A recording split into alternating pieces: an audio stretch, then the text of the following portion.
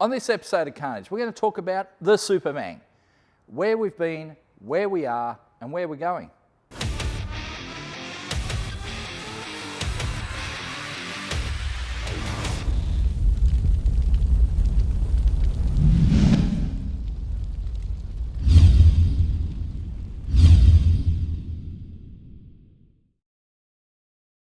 For those of you just joining us, this is the Supermang. It is a VN Berliner, not a Commodore, it's a Berliner. Yes, we paid $4,000 for this beauty right back at the start of COVID. And the idea was always to do an L67 swap and see what we could get out of it, have some fun with it, and do it on kind of a budget. But a few of you, or more than a few, seem to be very confused over what this car is and what it should be. So let's run through some of our most common questions.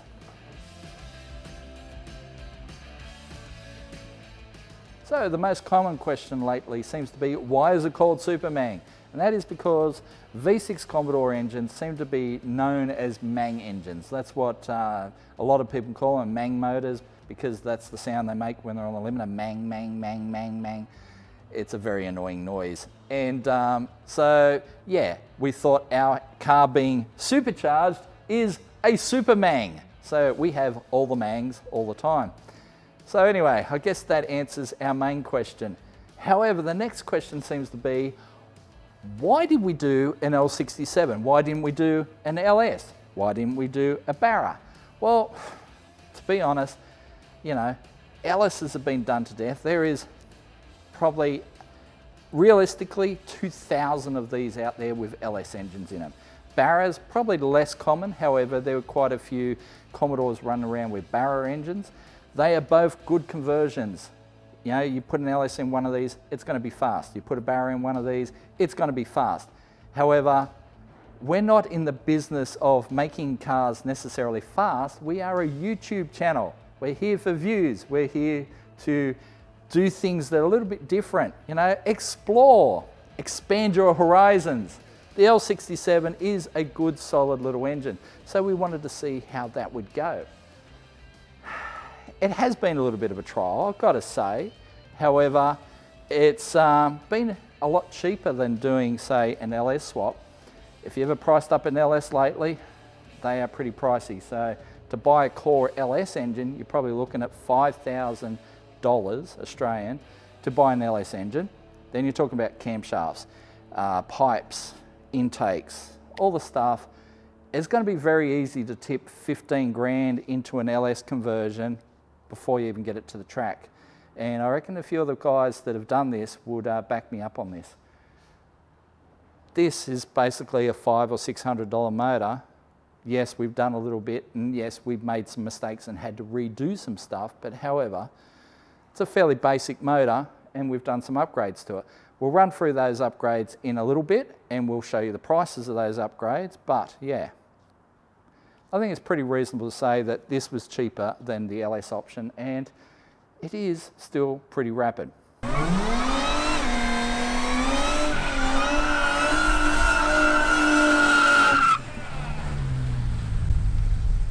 And our third most popular question is, why didn't you just turbo it right from the start?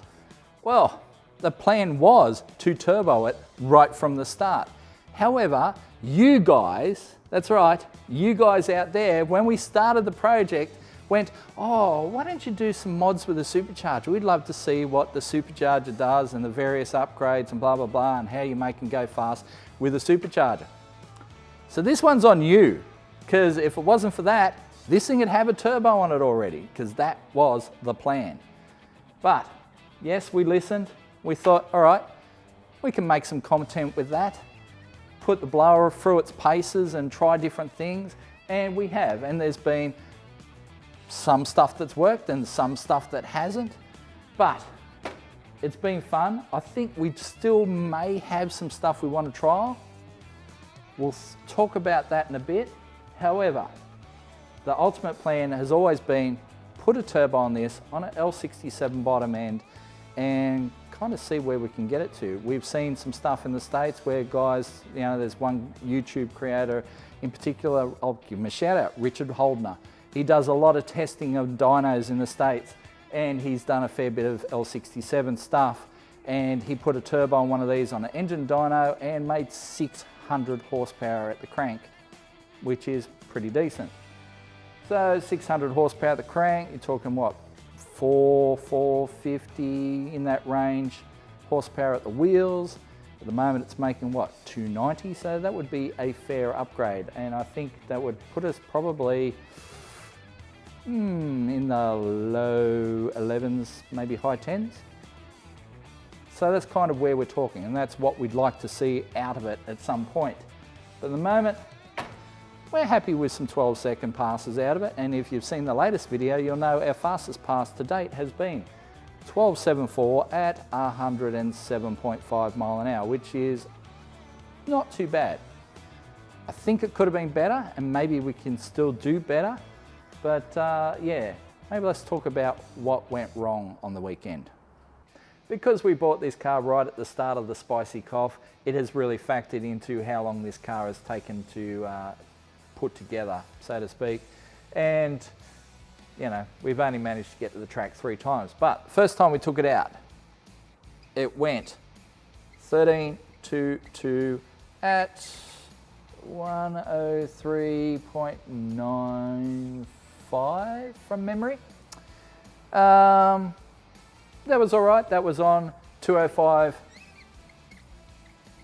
Kumos. Ugh. Sorry for my writing. Yeah. I'm stretching. All right. Second time, we put some drag radials on it, and it didn't help us that great. It was like 13.19 at 105.2. That was with 235 DRs, drag radials. We really discovered that the drag radials sucked all the power out of it at the start line and basically didn't allow us to use the power to its fullest extent. It really felt sluggish with the drag radials because they are significantly taller than the old street tyres. In fact, that 13.19 was on the 205s, not the drag radials. Yeah. And then we took it out at the Holden Nats and ran 12.74 at 107.58, I think it was, something like that. Now, the difference between that and that was 3.7 gears, LSD, and water to air intercooling, plus smaller pulley, so 2.55 inch pulley. That's a fair bit. We did all that, but only gained that. And I think that's a little bit of a problem. Something in there is not working right. The gears, they're doing their job. Car gets off the line well. Same with the LSD. This water to air, it works, there's no doubt about that. But this party pulley, I'm just wondering if it's doing us more harm than good. The other issue with the water to air is also that it is 60 kilos in the boot. Maybe I need to not fill it up as much. Maybe I don't need to use that full 60 kilo box full of water and ice.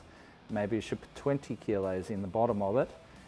So that would give us 40 kilos less, and 40 kilos less would probably be good for not a full 10th, but pretty close.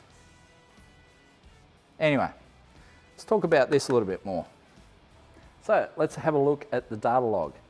Now, if I bring up my data log, which this is all the runs because the laptop went flat during the day, so we've basically cleared the log from the previous meeting, and this is our 6 runs basically we ran at Holden Nats.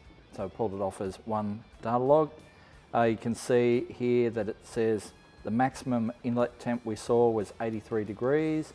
Maximum boost we saw was 12.9, which is quite interesting because we saw 14 pounds of boost on the dyno, and that's probably because the extra load that the dyno creates has allowed the engine to make more boost. But it's also funny to note that the maximum boost was on our third run here, which was our slowest, and maybe that has something to do with why we had wheel spin. Not sure, don't know. But anyway, that was our slowest run. So let's grab our fastest run, which was basically in here. Let me grab that. Sorry, I've grabbed the wrong part.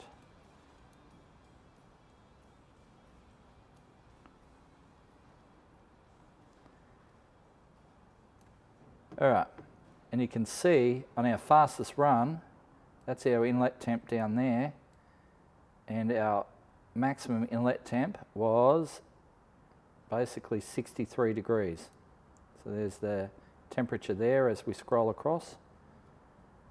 And 63 degrees was our maximum inlet temp. And so therefore that was our fastest run of the meeting. So inlet temp is very important to running fast. Our small pulley is creating a lot more inlet temp than we need. Maybe we've reached that point where yes, we're making a little bit more boost, but we're not making a lot more boost. A little bit more boost, we're making a lot more inlet temp, and therefore it's really affecting our times. So maybe if we dial back the boost pulley a little bit, we could go faster. Might be worth trying. Okay, so let's clear the screen for a moment. And I just want to show you something that I've found to be pretty interesting. So here's a run from running previously. I can't remember if this was with drag radials or not, but it was before we intercooled it. So let's grab this run, we'll grab its RPM. Okay, it's all over the shop like a mad woman shitting. Let's go manifold pressure. There it is.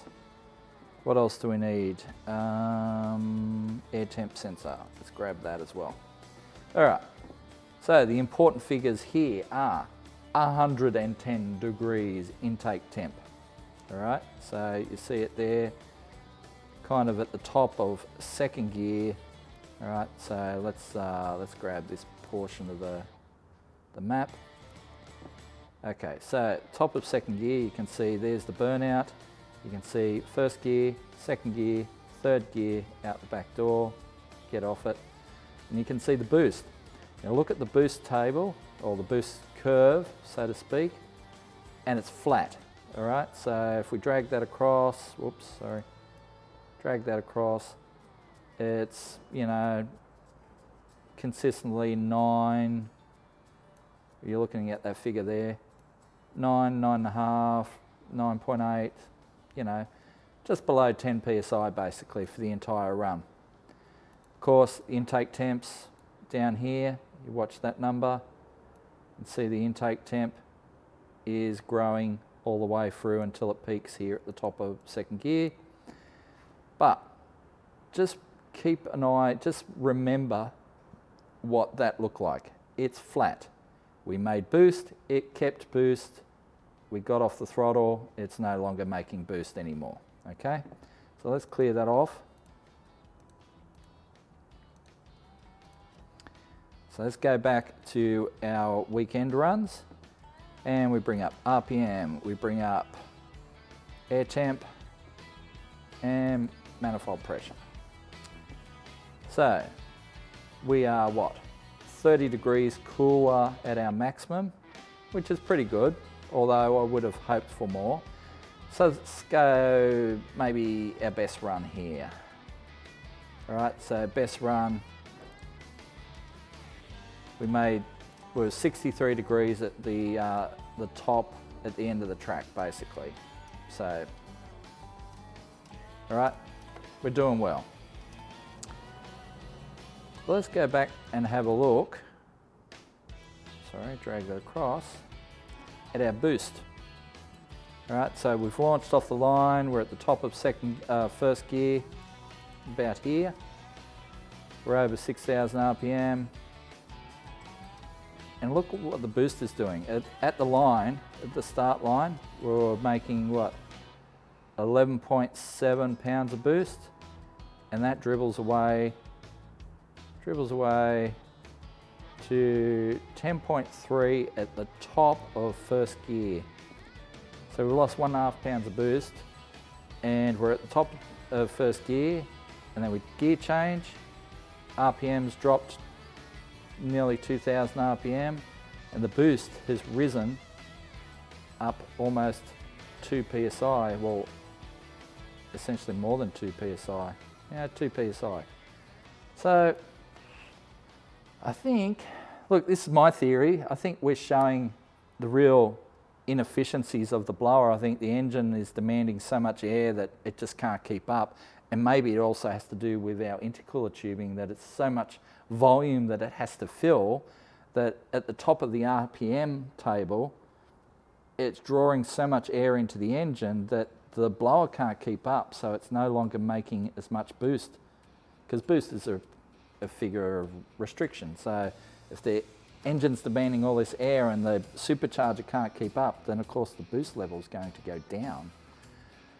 So the blower can't keep up with the engine demand, and it's obviously not going to be making as much power if it doesn't have as much air there for the engine to use. So it's just interesting to see.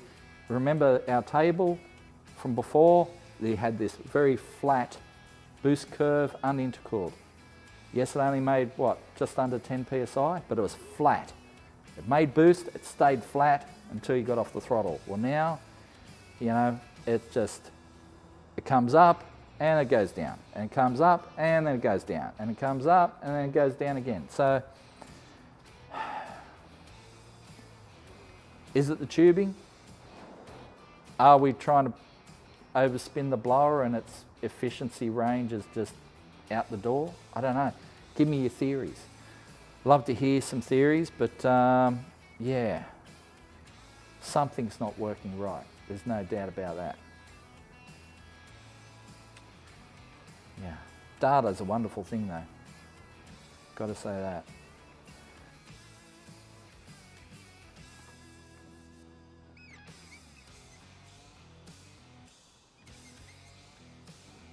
Okay, so the final and the biggest question I guess we get is, how much did it all cost?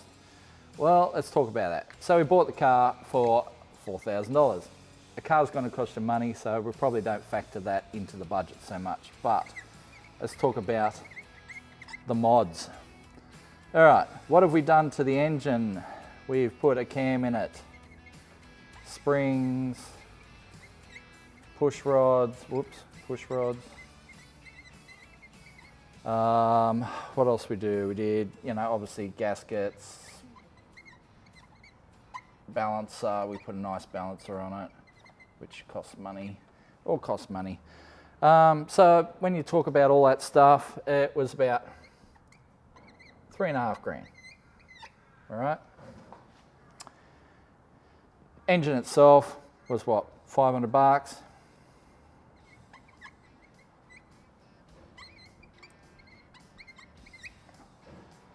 Haltech to control it.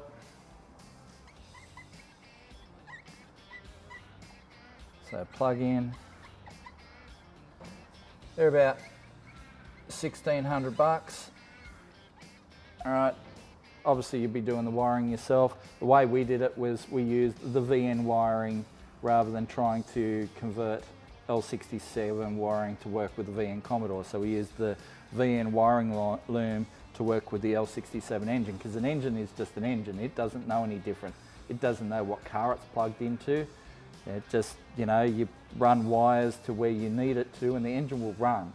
Sure, you may not have all the functionality, like we don't have a cam sensor hooked up or anything like that, but the VN computer doesn't require a cam sensor because we're running batch fire, not sequential. Does it cost us horsepower? Maybe not. Sequential's more about emissions and all that sort of stuff. Yes, there's probably some horsepower there, but not enough to worry about. What else we got? Injector and pumps, because we're on E85. Injector and pump. say another $1,000 for that. All right, and then headers and exhaust.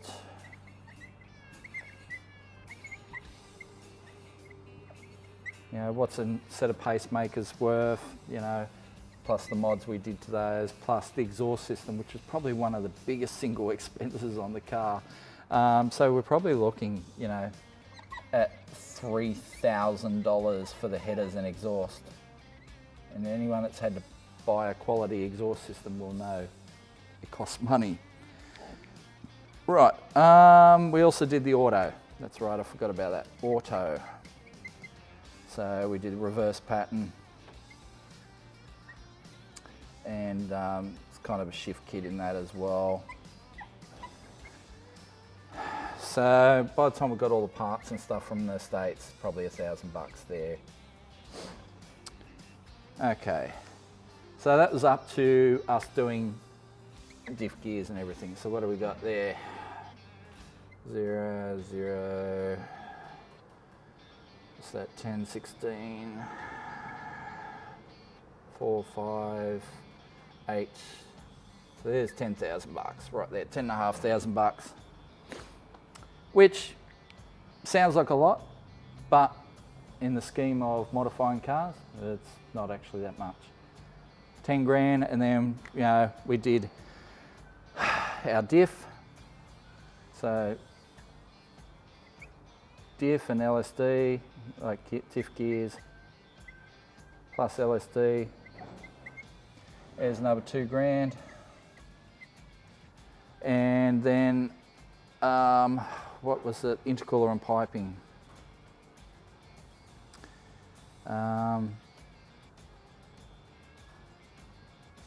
I can't remember what all that cost actually, but yeah.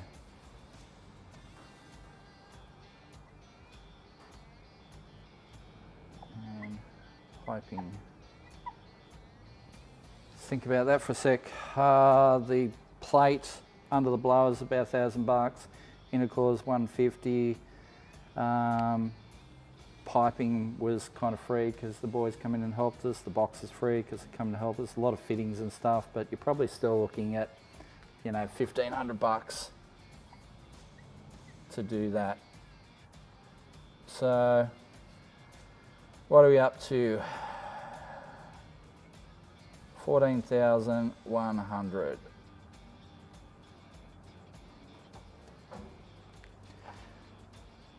Sounds like a lot.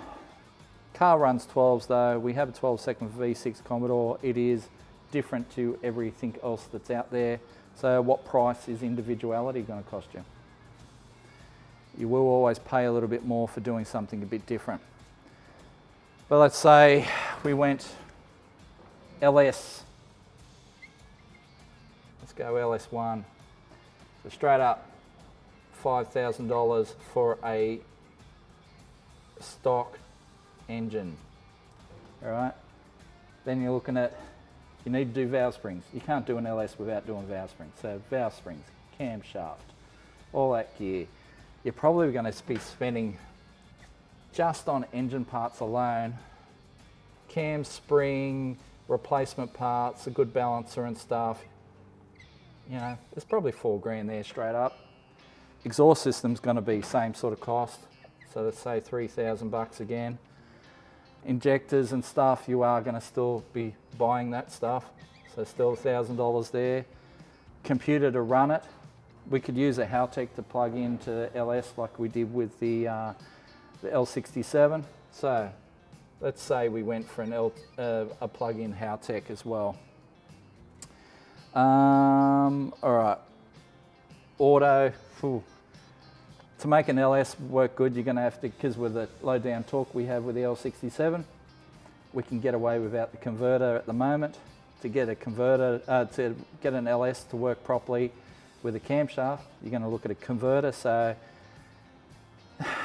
your $1,000 on your auto, if it handles the LS anyway, you know, plus another grand for a converter. So there's $2,000 at least.